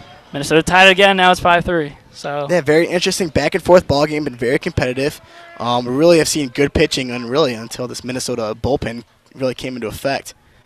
But nonetheless, it's been a very, very good game. And we are here at WCBN Sports, the official student radio of Michigan baseball. We're happy to bring it to you. And the first pitch is low and away from Willie Weiss. So McDevitt will hold off on that one. Again, man, how aggressive is Willie Weiss's pitching motion? It looks like he's about it looks like he's about to hum in like a 104-mile-per-hour fastball. That dude just reaching back and coming very aggressively. Yeah, he's got that long step on the mound, which is what you want from most power pitchers. Exactly, that long stride. Really is where you gather all of your power and all your velocities from your legs. When you get that long stride, you get more power off of that back leg, and Weiss definitely utilizes that back leg very well. So Weiss with a 2-0 count, and is Cole McDevitt taking a hack at that, but fouling it away on the first baseline. A very, very odd swing from McDevitt. He's sort of backing away with his front foot falling over towards third base, sort of backing out of the zone. It might be a product of him crowding the plate, which he's definitely close in that batter's box. He's sort of falling away here. Something you got to fix if you're a big Division I hitter. So the windup from Weiss and the 2-1 pitch, a breaking ball that got away, actually went over McDevitt's head. And maybe that's why he's backing away, because he knows that big fastball from Weiss is coming inside to him. So, I mean, that ball must have just slipped from Weiss's hand, but now it's a 3-1 count for McDevitt. Exactly. And Willie Weiss, a guy, like I said, been very, very successful this year. Very, very good pitcher. He follows that up with a strong fastball in the zone, which is fouled back behind us. Again, and McDevitt fading away in his stride. It's taking away from his power. He's kind of bailing out towards the third base side. A very, very weird thing to see. He's not necessarily been doing it this entire game, so not exactly sure why he's doing it now. A 3-2 pitch. And it looked high, and McDevitt had a check swing, and he thought he held himself, but home plate umpire was deferring to the ump at first base, and he said he went, so they're going to go with that. It's a strikeout for Weiss. And Joe Donovan really didn't give much time for Grant Smith to make that call. As soon as he got it, he fired it down to Jimmy Kerr. Definitely a little showmanship from Joe Donovan. And, And why not? Try to at least Yeah, influence the call. And McDevitt did not like that. He gave a look back to Donovan. So now Jack Wassel stepping in at the plate as the first pitch is outside in this at-bat. It's 1-0. Wassel is actually 3 for 3 with 2 RBIs, all of them being singles, nonetheless having a big effect on this game. Yeah, absolutely. Really bumping his average up, now sitting at 282. Coming into this game, his average was sitting at 256, so a big game from Wassel. And that is Willie Weiss coming back with a breaking ball. Yeah, very, very nice change up there. Change of pace pitch there. Weiss is the guy who comes in, throws very hard. He brought the change up in. Very, very good pitch. So now the 1-1 pitch from Weiss. It's a little low according to the ump, so it's now 2-1. Again, another changeup breaking through the bottom of the zone. Very good plate discipline from Wassel to take that pitch. Definitely started off in the zone, but rightfully so, broke out of the strike zone, through the bottom of the strike zone. Very, very good call from Sapphire and a very, very good take from Wassel. So Wassel on his windup once again, the 2-1 pitch in there, fastball on the outer edge of the strike zone, taken by Jack Wassel to make it a 2-2 count here. Wassel, again, did not like that call. Has been very inconsistent with the outer part of that plate. I do think that one was in there, but nonetheless, Wassel does not like that call. So now the 2-2 pitch. Another fastball in the outside corner, and Wassel is rung up, and he is not liking that. Regardless of that call, regardless of the positioning of that pitch, you got to come swinging with 2 strikes there. It's the exact same pitch he saw the pitch prior to that, and he didn't come up swinging, and he's called out deservingly so. Yeah, with 2 strikes, that's always going to be. You got to expect that's always going to be called a strike right on the outer edge of the plate. Exactly. Perfect placement by Weiss. Exactly. If you're not going to come up swinging, you're going to get run out. That's just the nature of baseball. So 2 outs now. Top of the 8th, it is Himaleski showing bunt and then pulling back as pitch is outside. Yeah, Himaleski, a guy also with very good speed this year. He has only attempted 2 stolen bases, but he is Minnesota's center fielder today, so you can tell obviously this guy's got a lot of speed. As he tries to lay down a 2-out bunt, which is about the 6th or 7th time Minnesota's done that in the series. And a curveball that is a little high from Willie Weiss, so now it's 2-0. He falls behind early in this at-bat to Himaleski. But I do like Weiss has been showing a great range of pitches so far. We've seen the changeup, the fastball, and curveball. He's been changing placements too. Yeah, that's just his game. So he throws a fastball in the inside corner right there. Himaleski was not expecting that. It's 2-1 now. Yeah, well, like I said, that's just Weiss's game. He's a guy who's a great hard-throwing pitcher. But when it comes to hard throwing, you can't just be hard throwing. I mean, you see a lot of guys in the majors now throw fastballs right down the plate, and they just get destroyed. Right. You got to break it up off speed-wise, and Weiss has done a very good job doing that today. So Himaleski fouled off that 2-1 pitch. So now it was once a 2-0 count is now 2-2 even. Again. Now the Michigan faithful cheering him on as they know they can get him out here and end this inning. Or this half of the inning. And ringing him up again is Weiss for the 2nd consecutive batter. Right. Minnesota goes down looking. Right in that same position that Wassel struck out on, that fastball low and away that Minnesota took a lot this inning. And to give John Sapphire his credit, he's been calling that pitch, not necessarily all game, but the entire inning he did call that pitch. And absolute great job by Weiss, really finding that part of the plate that Sapphire is giving him and attacking it. Great job, great inning, and the Wolverines definitely have the advantage here coming in the bottom of the 8th. Yeah, and a nice job there by battling back. He was down 2-0 in the count, wasn't fazed by it, and got him out looking. That's 3 straight strikeouts there in that inning to end the top half of that inning. Yeah. So he strikes out the side, and we now go to the bottom half of the 8th where Michigan still controls the lead 5-3. Yep, duo for the Wolverines. Miles Lewis, Blake Nelson, Jimmy Kerr, all guys capable of getting big hits. Jimmy Kerr averages down a little bit this year, 253. But we're talking about that performance. And actually, the first game was in East Lansing where he went 5 for 5 and was absolutely dominant. Looked fantastic. looking again here to keep that bat hot and continue to stay in a rhythm. So Nolan Burchill will remain the pitcher for Minnesota. He is the reliever who did come in with the bases loaded situation for Michigan with Brewer up bat. And he did a good job getting him to, he did jam him a bit. A little floater to second base and ended the inning. Yeah, that's a very tough thing to do against a guy like Jordan Brewer, who is so excellent. He's got so much power in his hand and power in his bat. Really, anything he hits usually is a hard hit ball. In order to jam that guy, you know it had to been a great pitch. So Miles Lewis will lead things off here in the bottom half of the 8th. The temperature definitely is starting to kick up here in Ann Arbor. Yeah, it's definitely coming. It's a hot one right in on us. Yeah, the sun's definitely coming straight into this press box right now as the first pitch is taken for a strike by Lewis. Yeah, if you guys were to see me and Eric here in the press box, we're kind of backing away from that sun because it's coming right in on us. Oh, we got a nice breeze now, though. Oh, yeah, it's feeling good. The 0-1 pitch from Burchill. Chopped to the shortstop. And throwing out Lewis is Kozicki, who has been an excellent fielder all game today. Again, like you talked about earlier, you brought it up a lot. And Kozicki, a guy who saved that big run, keeping Minnesota essentially in this ball game. Again, making another sharp play there at shortstop. So now is Blake Nelson coming up to bat with one out here in the bottom half of the 8th inning. Blake Nelson, another guy, had a very good season, batting .348, .453 OBP. A guy that can really do anything.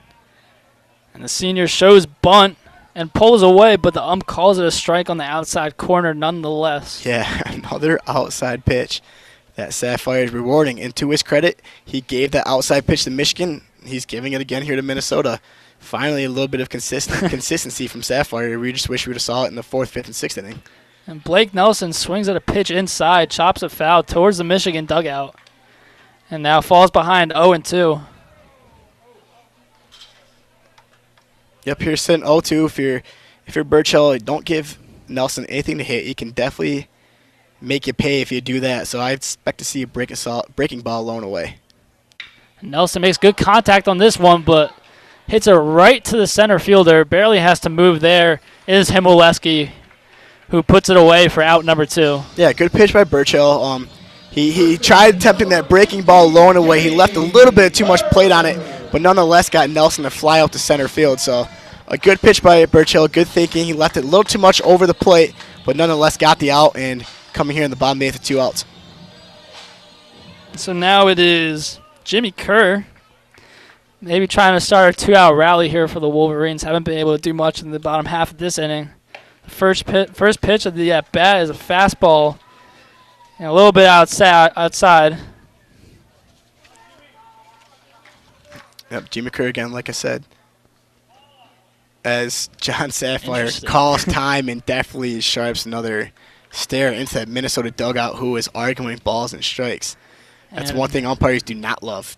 And Blumgren is up on deck, so we'll see what happens if he does happen to come up again in this game.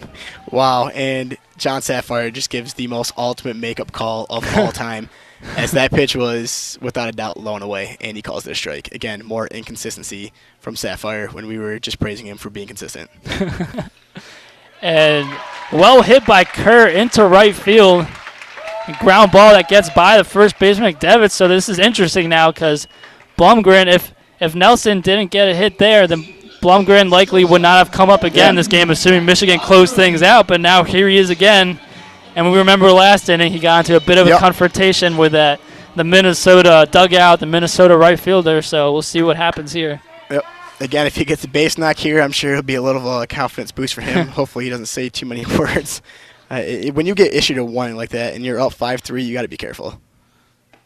So a breaking ball that curves back into the zone. Good pitch there by Burchill as Blumgren takes that first strike. Yeah, especially in a guy like Jack Blumgren, who's the key defensive player on this Wolverine ball club. Michigan's going to need him up 2 runs going into the top of the 9th as a defensive player. So, yeah, regardless of what happens at bat, he's got to shut his mouth and just play baseball. The 0-1 pitch from Burchill misses outside. Count now goes to 1-1. Again, Blomgren, a guy who's been very, very good at the plate this year. Batting 1 for 4 today, hitting .326 on the season. But the big thing is runners in scoring position. Another Wolverines player who has a very good average sitting at .434. Burchill checking on Kerr, who is at first base, through to first over there.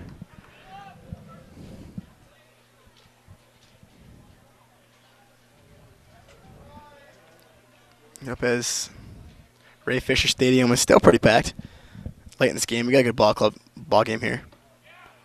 And a curveball that curves a little bit too much outside. There's another pitch taken for a ball, so the count is now 2-1. Yep, another pitch that wasn't too far off the plate. Breaking ball may have break off the plate a little bit too much. Really working Blomgren a lot here, and is up in the count 2-1. Let's finally get a little bit of shade here. Yeah. 2-1 pitch, big swing and a miss by Blomgren. Good pitch there by Burchill, a little bit outside. Hard pitch to hit. Yeah, again, really nice pitch, painting the corners. Blomgren really, really likes the outside pitch. He's very aggressive in it. And that's not exactly the approach you got to look for often. You really just got to flick your hands out there and try to drive the ball the other way. But Blomgren loves that outside pitch, and he's trying to pull it over that brick wall in left field. So now the 2-2 pitch to Blomgren. And a breaking ball that is a bit too low. So now we have a full count with 2 outs. Remember, Jimmy Kerr is at first base. Yeah, breaking ball that broke through the bottom of the strike zone. Very good job by Blomgren taking a pitch. Honestly, a very good pitch from Burchill. Yeah, a good plate presence here. Full count, 2 outs. Expect Kerr to be running at first base. Yeah, and Kerr is running, as you said, but Blomgren fouled it back to the parking lot on the first base side, so we'll run things back again. I think my car has lost its protection as the car next to me is stick left, so a little bit of a danger zone for a good old Chrysler Sebring over there. Car's racking up the miles, man. That thing could go any minute. Baseball body that thing might explode. Might do it. And it's a good pitch there. Gets Blomgren swinging and missing at an outside pitch, and Burchill gets out of that inning with no problem. So Michigan goes down with no runs on 1 hit, leaving 1 man stranded. Very, very good pitch from Burchill, though. Got a Blomgren on a full count pitch. Didn't leave the ball too much over the plate. Struck it in the low outside corner and got him swinging. Very good pitch. And oddly enough, we are seeing Willie Weiss come out for his 3rd inning of the day. He was set out for a 9-inning save. Eventually gave up that home run and is going to earn the win today, taking that win away from Carl Kaufman, but that doesn't take anything away from Kaufman's performance. He did look very good today and with 6 innings, only gave up 2 runs. Looked very dominant. Look at his full stat line, 2 earned runs, 2 walks, 5 Ks, again on 6 hits, 6 innings pitched. So Kaufman will not get the win today, but looked very, very, very good. Yeah, in terms of Weiss, you mentioned him giving up that home run to tie the game. Yeah. In the 7th inning, but I've been really impressed by his composure battling back after that. I mean, last inning in the 8th, he struck out the side, no problems. And even that 7th inning, he got out of that inning, no problems after that big home run. Yeah, absolutely. It's been very, very good and very much in control since you said, like he gave up that home run. As Wolverines do have a couple guys warming up in the bullpen. But out for the loss for Minnesota is going to be Ryan Duffy. Ryan Duffy, like we said, a guy who has been struggling all year. This would give Duffy his first loss of the season. So it'll be Riley Smith at the bottom of the batting order. He'll be starting things off here for Minnesota, who hope to give themselves a chance to get back in this game, down 5-3 in the top of the 9th. As Michigan, led by Willie Weiss, look to close things out here. Yep, and like you said, if there's anybody that's going to make a run here, it's the bottom of the lineup, that the 9-hitter coming around to the top of the lineup. So this is going to be definitely a test for Weiss. Smith shows bump, pulls it back, but nonetheless painting the outside corner on a first pitch strike is Weiss with that fastball. Yeah, very good pitch by Weiss. Like you said, continuing to attack the outside part of the plate, delivering a fastball on a low outside corner. Very, very good control and very good command with that fastball. Have some excitement in the stands right now. Man, there's a bunch of little kids over here behind the Wolverine dugout cheering on. I like it. A little bit of a there's a fan down here with a baseball trying to throw the ball up to one of these little kids, and these kids are cheering on for that ball. The 0-1 pitch, the fastball in there by Willie Weiss, and It seems like Willie Weiss had really strong command of his fastballs up to this point. Willie Weiss, again, like you just said, man, he's really, really pounding the outside part of the zone. Great command with that fastball. A couple fastballs outside. I would like to see him with a breaking ball inside here.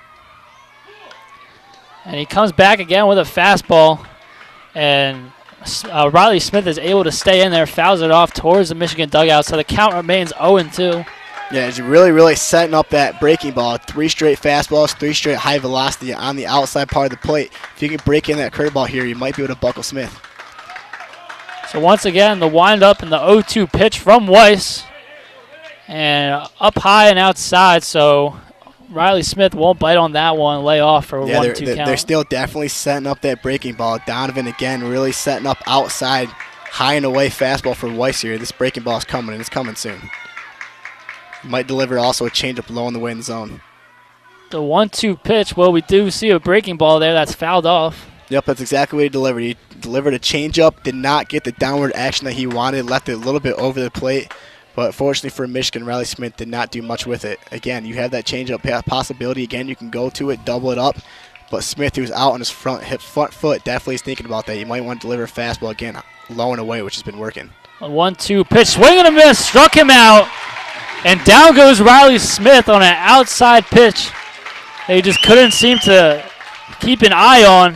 And that'll be the first out of the top of the 9th for Willie Weiss. Again, exactly that. He found his groove with that outside fastball. He broke down that changeup, got Smith on his front foot, and then again came back to that low and away fastball, and Smith just could not do anything with it.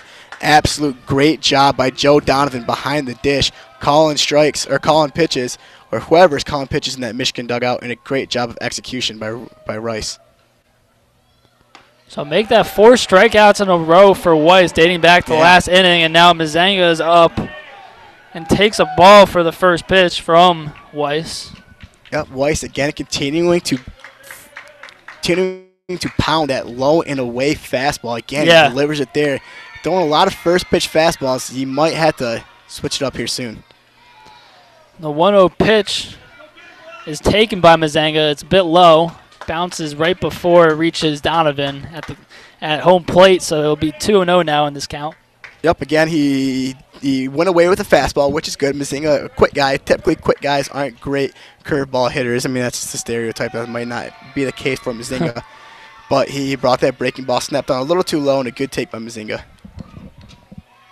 So now here's Weiss down 2-0 in the count. Fires a fastball, just misses outside, so now it's 3-0 for Mazanga. Yeah, unfortunately, this is a guy who, if it was a one-run ball game, you would not want, on first base. If you walk this guy, you do bring the tying run up to the plate, which was Wilson, a guy who hit a home run earlier in the game. So that's a threat there. But if you're Weiss, you really got to pound the zone here. You can't afford to walk a guy. And a fastball in there for strike 1. The count now moves to 3-1. It looks like Mazanga had no intention of even going after that pitch. Yeah, very, very good command here from Weiss. He struggled the first 3 pitches at bat. Again, fires another great fastball low in the zone. The 3-1 pitch, and it's taken low and inside, so that will be a walk for Ben Mazanga, who now gets on first, and we know he can run too. So. Yep. Yeah, typically down 2. In the bottom or the top of the 9th, you don't want to give out any outs here. So I would not expect Mazanga to be running. You don't want to risk, getting a second out and really giving away any outs to this ball club. So I would expect here you just give Eli Wilson a chance to do some damage like he already did in the 7th inning, where he had that 1-run home run. This is not necessarily a man that you want to pitch to, because this is the guy that can do damage. But unfortunately for Weiss, the guy on deck, Max Myers, another guy who can do a lot of damage. So regardless, this is going to be a tough situation here for Weiss to get out of. Yeah, absolutely. So mound visit there for the Wolverines. Nonetheless, they have faith in Weiss to get the job done here, as he is ready to face the catcher Eli Wilson, who did hit that game-tying home run in the 7th inning to left center field.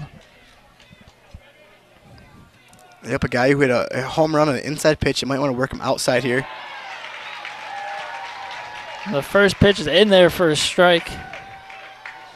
Yep, if Weiss, exactly that, a guy who can really turn on the ball and hit the ball well is Wilson. He just got him with a changeup right in the middle of the zone. Work a fastball low and away. You keep pounding that low and away fastball. Stick to it. It's been successful for Weiss so far in this game. And a fastball is driven to left field for a base hit, fielded by Lewis.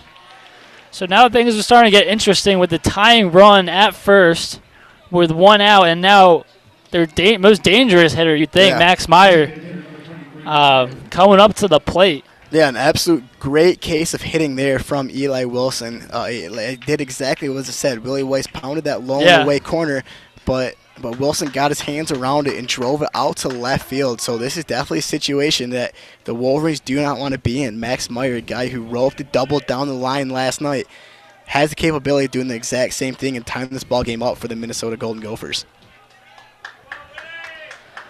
And of course, Max Meyer does have the advantage of being a lefty. Willie Weiss is a righty, so we'll see how that plays into this at-bat. The first pitch is low. Good stop there by Donovan. It was a little low, bounced right in front of him. Yep, good job by Donovan keeping that ball in front of him. The ball gets behind him there. The tying run is in scoring position with the runner at third and second. So good job by Donovan, a great defensive catcher, to get down on his knees, smother that ball, and keep it in front of him. It's be critical for Weiss. You're not leaving anything over the plate. Meyer, a guy who doesn't have a home run this year, but can rope one down the left field line or right field line and tie this game up. And Weiss steps off the mound, checking the runner on second. Of course, Mazanga, very fast out there. Yep. And if you're Weiss here, that run doesn't matter. The most important run is sitting at first base in Wilson. So here, just focus on the batter, pound the zone. Defense has got to be in no doubles depth, which it looks like they definitely are. They're playing a little more deeper than usual. Yeah. So it's very critical here for Weiss to keep the ball in the zone, stay ahead here of Meyer, and really not give anything for him too great for him to knock out of the park, take the lead, or put in a gap to tie the ball game up. So the 1-0 pitch from Weiss is taken for another ball, so now it's 2-0. An off-speed pitch, 1-0, threw it low in the zone, started in the zone, broke low, and a great take by Max Meyer, who is in a prime hitting position here, up 2-0 in the count.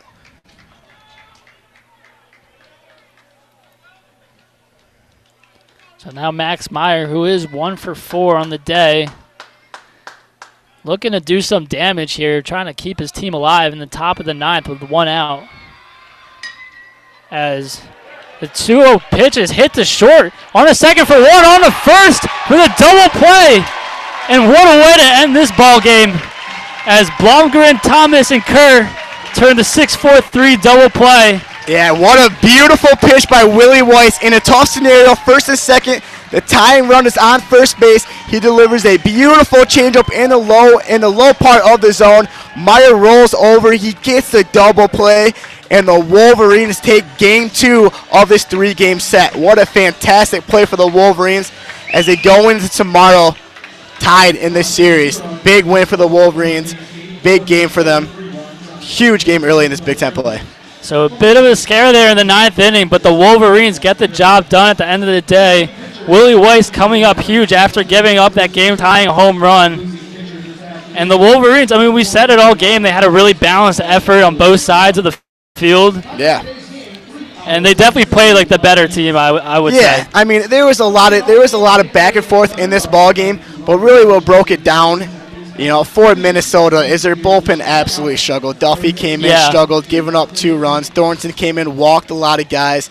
So I mean, this was a game for Minnesota going into the 6th inning. They had the ball game tied, and they started, making mistakes on the pitcher's mound. But you had to give credit where credit's due. The Michigan bullpen, or the Michigan Wolverines batting lineup, was very selective on the plate, had great plate discipline, and really, really deservedly won this ball game today. Yeah, so the Wolverines take game 2 against Minnesota. And a good way to bounce back after that 6-3 loss yesterday here in Ann Arbor. So a great ending to a beautiful day for baseball at Ray Fisher Stadium. Beautiful weather, a lot of energy from the crowd on both sides, both Minnesota and Michigan. A big game coming in tomorrow. It's going to be the rubber match of this 3-game set. Coming in for the Wolverines is their 3, Jeff Criswell, the kid from Portage, Michigan. Really been struggling so far this year with a 4.45 or 4.18 ERA, 1-1 on the season. It's going to be a big game early in the Big Ten play. You're going to have to get a step up on this Minnesota Gophers team, who is very good and really can make noise in this Big Ten. But looking back on today, you got to talk about the great performance of K.U. Thomas, 3 for 4 at the dish, 2 RBIs, a double. Absolute phenomenal performance. You got to look at Jimmy Kerr, who also had 2 hits, knocked in. Had a huge double. The really big hit also came from Franklin, who had that 2-out, 2 RBI single, and then obviously the homer from Jordan Brewer that really set up Wolverines here. Great performance from the Wolverines. Really great game all in all. We'll have a very exciting game also brought to you tomorrow by WCBN. Not exactly sure who's on the call, but it is being brought to you guys. Going to be a great game for this Game 3 of the Michigan-Minnesota series. Yeah, once again, Michigan takes this game 5-3 against the Golden Gophers from Minnesota. And for those of you tuning in, we'd like to thank you for joining us for today's broadcast of college baseball from WCBN Student Sports Radio. So thank you on my behalf and from Andy Laidlaw here. We thank you for joining us.